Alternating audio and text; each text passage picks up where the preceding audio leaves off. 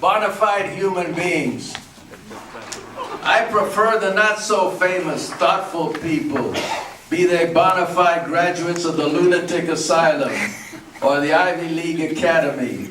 If they speak and listen to me with eyes of compassion and a connective smile, or just a Vietnamese cook who gives me 3 extra spoonfuls of tofu, or the topless dancer in the back of the Greyhound who hugged me to her beauties when I opened the letter saying, my favorite Aunt Helen, no more forever, and I burst out crying.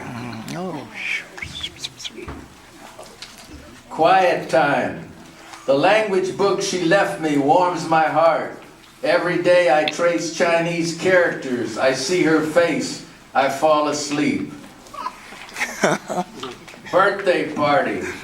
Alone, inside a small cafe, huddled over the table, 2 duffel bags at his side, peaked cap over gray hair, and a goatee like Lenin. He reads Death of a Salesman. He pauses to reflect how little he enjoys life, the miserable shelters of his golden years. Suddenly he hears the melodious voice of Benny King, Under the Boardwalk, taking him back to his East Coast days. The woman who dropped some coins in the retro jukebox set down 1 big piece of carrot cake and a hot chocolate for him, and the same for herself, then stuck out her hand. Will you dance with me? He shook his head. I think I've forgotten how. She smiled. Honey, when the music starts, you just get on up and dance. Well, ma'am, what the hell? Why not? He smiled. If you could have seen the vigor of the jump stepping in his beat-up sneakers and the wider-than-wide smile as he laid his calloused hand upon her bare ebony shoulders, then raising her arms, spun her around and around and finished with some slow turning and close dancing, you would have realized for those precious moments he kicked despair in the behind and out the door. Wish me a happy 60th birthday. Happy birthday, sweetheart. They touched, talked, ate, and drank and laughed late into the night like 2 down-home souls reunited. Yeah. The loner. He was 19, not ready for the war. Were you scared in Iraq? A lovely blonde asked him in a Northeast cafe. I'm still scared, he says, and walks out up a cinematic hill. He never took a single pill the VA doctor prescribed.